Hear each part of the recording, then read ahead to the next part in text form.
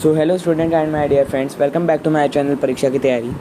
दोस्तों, मैं कुछ समय से थोड़ा बिज़ी चल रहा था, तो मैं आपके कोई भी कमेंट्स का जवाब नहीं दे पा रहा था। But now I am free and मैं आपके सारे कमेंट्स का रिप्लाई ज़रूर से ज़रूर दे दूँगा। ठीक है, तो आप हर वीडियो में आप कमेंट करिएगा, तो मैं आपके कमेंट्स का रिप्लाई दूँगा। और आपको जो भी वीडियो चाहिए होगी, फर्दर वीडियोज़, तो मैं आपको ज़रूर प्रोवाइड करूँगा। और आपको जिस भी पेपर के लिए वीडियो चाहिए होगी ज़रूर बताइएगा आप, मैं ज़रूर से ज़रूर करूँगा। सो आज का ये वीडियो उन दोस्तों के लिए काफ़ी हेल्पफुल होगा जो ग्रेजुएशन के फर्स्ट सेमेस्टर में अपीयर करेंगे। तो आज मैं BA first semester Hindi first के कुछ इंपॉर्टेंट क्वेश्चंस बताऊँगा। तो दोस्तों, आप जानते हैं इस बार के क्वेश्चंस मल्टीपल चॉइस में होने वाले हैं, MCQ पैटर्न में, जिसके लिए आपको OMR शीट भी मिलेगी। तो दोस्तों, जो कि आपको लगता होगा मल्टीपल चॉइस बहुत आसान होते हैं, लेकिन ये कोई फैक्ट नहीं है। मल्टीपल चॉइस थोड़े से टफ भी होते हैं। कभी कभार आपको सेम आंसर्स दे दिए जाते हैं, बट आपको पता करना होता है कौन सा सही होता है। सेम मतलब कि थोड़े डिफरेंट टाइप में, बट उनकी कभी कभार जैसे ऑड इवन दे दिया गया कि चूज़ ऑड वन आउट, ऐसे कुछ। तो आपको बहुत दिमाग लगाना पड़ेगा इन सब चीज़ों के लिए। तो दोस्तों, आज मैं आपके लिए हिंदी फर्स्ट के लिए लाया हूँ, बीए फर्स्ट वालों के लिए, बीए फर्स्ट सेमेस्टर वालों के लिए। तो आज का ये वीडियो चालू करते हैं। और अगर आपने अभी तक मेरा चैनल सब्सक्राइब नहीं करा है, आप चैनल में नए हैं, तो तुरंत सब्सक्राइब करिए परीक्षा की तैयारी, और वीडियो को एक लाइक भी दे दीजिए। और अपने जो दोस्त हैं जो कि बीए फर्स्ट सेमेस्टर में हैं, उनके लिए उनको शेयर भी कर दीजिए, जिससे उनको भी हेल्प हो जाए। तो दोस्तों, वीडियो स्टार्ट करते हैं। तो दोस्तों, पहला क्वेश्चन है, कबीर के गुरु कौन थे? तो दोस्तों, एक और चीज़ बताना चाहूँगा, अगर आपको ये सब आंसर्स आते होंगे तो आप कमेंट बॉक्स में ज़रूर कमेंट करिएगा, जिससे मुझे पता चल जाए कि आप मेरी वीडियो देख भी रहे हैं, प्लस आप कुछ सीख भी रहे हैं, प्लस आपको ये आता भी है। ठीक है, तो आप कमेंट बॉक्स में ज़रूर अपना कमेंट करते रहिएगा। तो पहला क्वेश्चन है, कबीर के गुरु कौन थे? तो ऑप्शन हैं A Ramanand, B Raidas, C Malook या D दादू। तो दोस्तों, इसका आंसर आपको आना चाहिए। बहुत ही सिंपल क्वेश्चन है, तो बेशक इसका आंसर है A रामानंद। ठीक है, तो इसका सही आंसर क्या हो गया? A रामानंद। तो कबीर के गुरु कौन थे? A रामानंद। ठीक है, नेक्स्ट क्वेश्चन 2 की तरफ बढ़ते हैं। और हाँ दोस्तों, जो क्वेश्चन आपको गलत लगे कि हाँ ये गलत लग रहा है, तो उसे आप कमेंट बॉक्स में ज़रूर कमेंट करिएगा। क्या पता मैं ही उस जगह गलत हूँ, लेकिन आप ये याद रखिएगा। ठीक है, कबीर की रचनाओं के संग्रह का नाम क्या है? सेकंड क्वेश्चन है, कबीर की रचनाओं के संग्रह का नाम क्या है? तो ऑप्शंस हैं A साखी, B रमणी, C बीजक या D सबद। तो दोस्तों, ये भी कोई टफ क्वेश्चन नहीं है, ये भी बहुत इजी क्वेश्चन है, तो इसका आंसर आपको आना चाहिए। तो इसका सही आंसर क्या है? C बीजक। ठीक है, तो कबीर की रचनाओं के संग्रह का नाम क्या है? C बीजक। तो नेक्स्ट क्वेश्चन 3 की तरफ बढ़ते हैं। ठीक है, कबीर की मृत्यु कहाँ हुई थी? तो दोस्तों, ये ऐसे क्वेश्चंस हैं कि इनके बीच में विद्वानों में बहुत मतभेद रहा है। ठीक है, तो इसका कोई सटीक आंसर नहीं जानता होगा, लेकिन जो कि बुक में लिखा रहता है तो वही मैं आपको बता रहा हूँ, और आप वही पढ़ते भी होंगे। तो इसका पहला क्वेश्चन है, कबीर की मृत्यु कहाँ हुई थी? ऑप्शन हैं A काशी में, B मगहर में, C मथुरा में, D प्रयाग में। तो ठीक है दोस्तों, आपको आना चाहिए इसका आंसर। तो इसका आंसर क्या है बताइए आप। कमेंट बॉक्स में कमेंट करते रहिए, अपना लाइक कर दीजिए, वीडियो शेयर भी कर दीजिएगा अपने दोस्तों को। तो दोस्तों, इसका सही आंसर है B मगहर में। ठीक है, कबीर की मृत्यु कहाँ हुई थी? B मगहर में। तो नेक्स्ट क्वेश्चन, 4th क्वेश्चन की तरफ बढ़ते हैं। तो 4th क्वेश्चन है, किस काल को हिंदी साहित्य का स्वर्ण युग कहा जाता है? किस काल को हिंदी साहित्य का स्वर्ण युग कहा जाता है? तो दोस्तों, ऑप्शंस हैं A रीतिकाल, B गद्यकाल, C आधुनिक काल, D भक्ति काल। तो दोस्तों, इसका सही आंसर है D भक्ति काल। किस काल को हिंदी साहित्य का स्वर्ण युग कहा जाता है? भक्ति काल को। तो नेक्स्ट क्वेश्चन, ये आप कहीं नोट भी करते रहिए, जिससे आप, या फिर मैं आपको PDF इस बार प्रोवाइड ज़रूर कर दूंगा, डिस्क्रिप्शन में देख लीजिए। तो नेक्स्ट क्वेश्चन, 5th क्वेश्चन की तरफ पढ़ते हैं। रीतिकाल में किस रस की प्रधानता काव्य में रही है? रीतिकाल में किस रस की प्रधानता काव्य में रही है? A श्रृंगार रस की, B वीर रस की, सी शांत रस की, या डी करुण रस की। ठीक है, तो इसका सही आंसर क्या है दोस्तों? कमेंट बॉक्स में कमेंट करिए जल्दी से।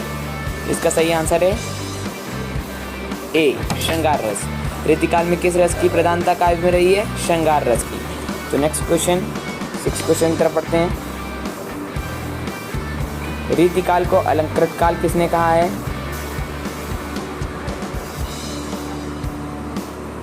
रीतिकाल को अलंकृत काल किसने कहा है? ऑप्शन है ए मिश्र बंधुओं ने, बी शिव सिंह सेंगर ने, सी आचार्य रामचंद्र शुक्ल ने, डी रामकुमार वर्मा ने। तो दोस्तों रीतिकाल को अलंकृत काल किसने कहा है? बताइए जल्दी से। इसका सही आंसर है ए मिश्र बंधुओं ने। ठीक है, तो रीतिकाल को अलंकृत काल किसने कहा है? मिश्र बंधुओं ने। तो नेक्स्ट क्वेश्चन, 7th क्वेश्चन की तरफ पढ़ते हैं।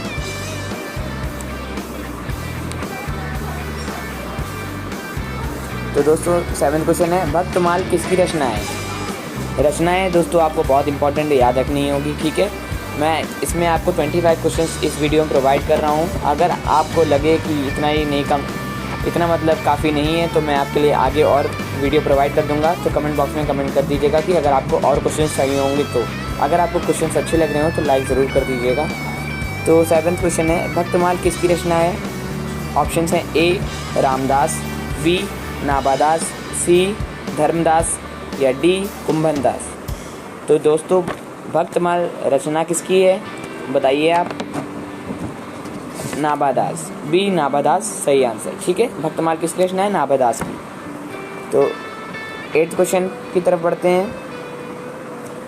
निर्गुण धारा को ज्ञानाश्रयी शाखा का नाम किसने दिया? निर्गुण धारा को ज्ञानाश्रयी शाखा का नाम किसने दिया?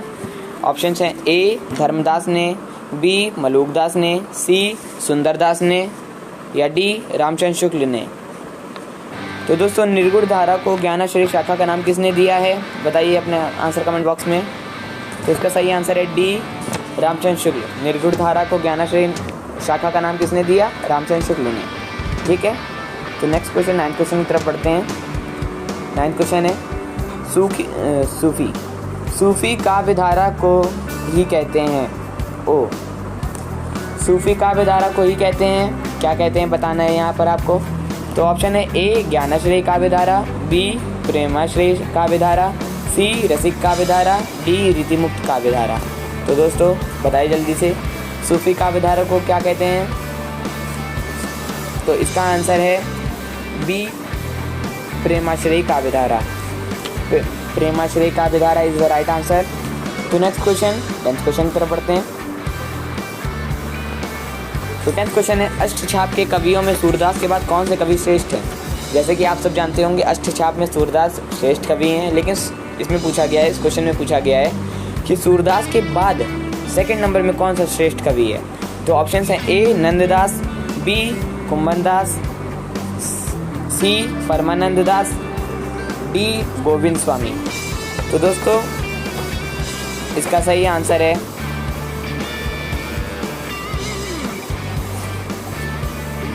ए नंददास। ठीक है, अष्टछाप के कवियों में सूरदास के बाद कौन से कवि श्रेष्ठ है? नंददास। तो इसका सही आंसर हो गया नंददास। दोस्तों कमेंट बॉक्स में कमेंट करते रहिएगा अपने आंसर्स। तो नेक्स्ट क्वेश्चन यहाँ पर आ गया है, रस खान के दीक्षा गुरु कौन थे? रस खान के दीक्षा गुरु कौन थे? दोस्तों इस बार पहले आप दीजिए कमेंट जल्दी से, तो आप दे दीजिएगा। ठीक है, वैसे मैं आपको बता ही रहा हूँ। तो इसके ऑप्शन हैं ए नरसिंह मेहता, बी सूरदास, सी विठलनाथ, या डी वल्लभाचार्य। तो दोस्तों रसखान के जो दीक्षा गुरु थे वो थे सी विठलनाथ। ठीक है, रसखान के दीक्षा गुरु कौन थे? विठलनाथ। ठीक है, तो नेक्स्ट क्वेश्चन 12th क्वेश्चन की तरफ पढ़ते हैं।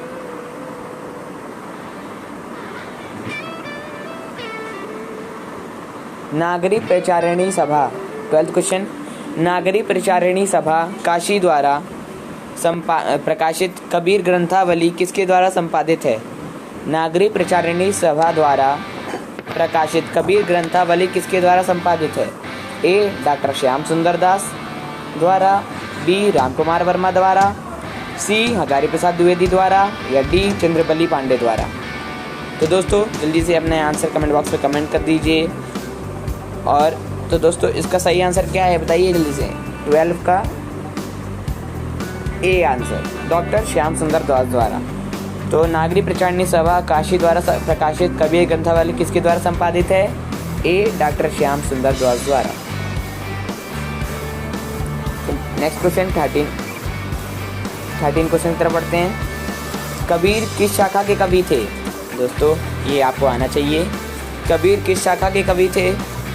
ए निर्गुण शाखा के, बी सगुण शाखा के, सी ए और बी मतलब निर्गुण शाखा और सगुण शाखा दोनों के, डी इनमें से कोई नहीं। तो दोस्तों 13 जो कबीर की शाखा के कवि थे बताइए आप। तो इसका सही आंसर क्या है? ए निर्गुण शाखा के, मतलब वो निराकार ईश्वर को मानते थे, निर्गुण ब्रह्म को मानते थे। ठीक है, तो इसका सही आंसर क्या हो गया? निर्गुण शाखा। ठीक है, तो इनमें से ज्ञानाश्रयी शाखा के कवि हैं बताइए। 14 क्वेश्चन, इनमें से ज्ञानाश्रयी शाखा के कवि कौन से हैं? ए सूरदास, बी तुलसीदास, सी मीराबाई, या फिर डी कबीरदास। बताइए। तो दोस्तों ज्ञानाश्रयी शाखा के कवि हैं डी कबीरदास। ठीक है, ये कहीं पर राइट भी कर लीजिए, आप लिख लीजिए कहीं भी, आपको बहुत हेल्प होगी इससे। तो नेक्स्ट क्वेश्चन 15 क्वेश्चन की तरफ बढ़ते हैं। इनमें से कबीर किसके विरोधी थे? इनमें से कबीर किसके विरोधी थे? ए हिंदुओं के, बी मूर्ति पूजा के, सी मुसलमानों के, या डी धर्म के। तो दोस्तों जैसे कि आप सब जानते हैं कबीर मूर्ति पूजा के बहुत ही बड़े विरोधी थे, विरोध करते थे मूर्ति पूजाओं का।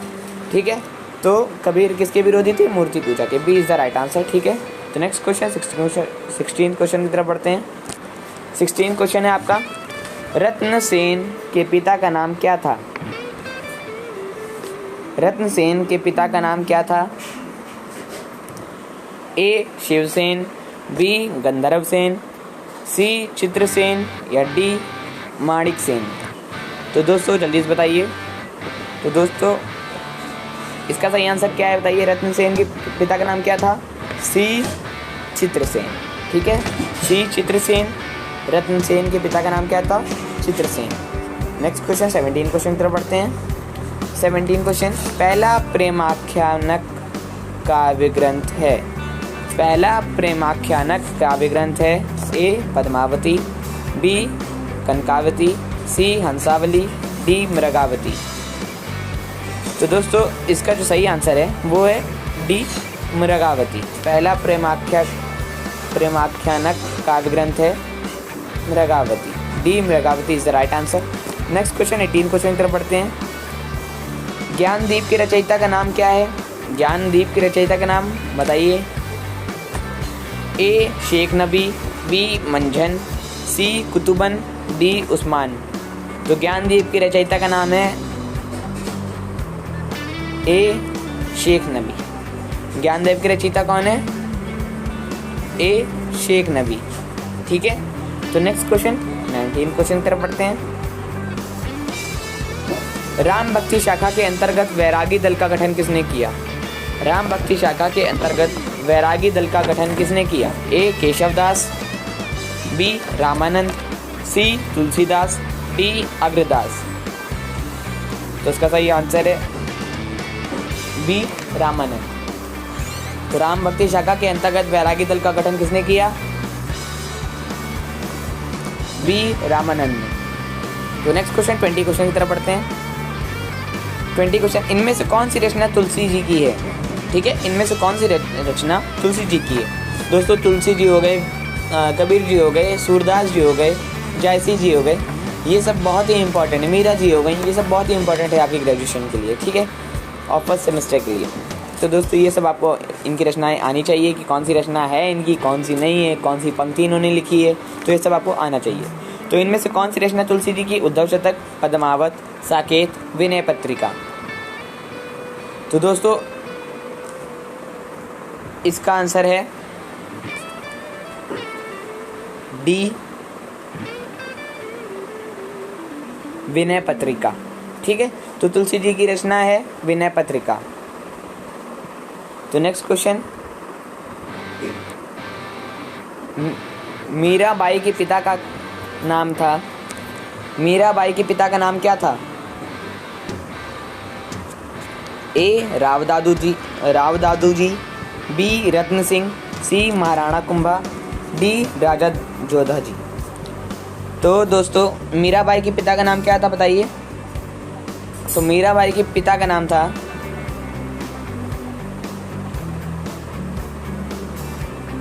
B Ratan Singh. B Ratan Singh is the right answer. तो मीराबाई के पिता का नाम क्या था? रत्न सिंह। तो नेक्स्ट क्वेश्चन 22 क्वेश्चन की तरफ पढ़ते हैं।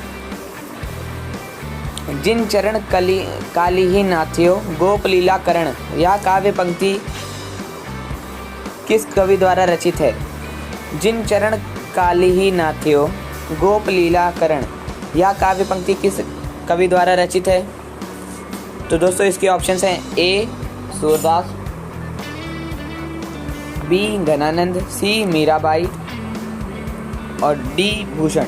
यहाँ हो गया, मिस्टेक हो गई थोड़ा। ठीक है, तो यहाँ पर डी होगा भूषण। तो दोस्तों बताइए जिन चरण काली ही नाथियो गोप लीला करण किसकी पंक्ति है? तो ऑप्शन सही आंसर है सी मीराबाई। ठीक है, तो दोस्तों अब जो 3 क्वेश्चन बाकी हैं इनके आंसर आपको कमेंट बॉक्स में कमेंट करने हैं। ये मैं आपको बताऊंगा नहीं। ठीक है, 23, 24, 25 आपको कमेंट बॉक्स में कमेंट करने हैं। ठीक है, तो पग में घुंघरू बांधकर कौन नाचा, ये आपके लिए क्वेश्चन है। पग में घुंघरू बांधकर कौन नाचा? ऑप्शन है ए मीराबाई, बी सूरदास, सी तुलसीदास या डी नारायण। पग में घुंघरू बांधकर कौन नाचा? आपको ये कमेंट बॉक्स में कमेंट करना है, जल्दी से कमेंट करिएगा। नेक्स्ट क्वेश्चन 24, सूरदास अनुयायी हैं। सूरदास अनुयायी किसके हैं?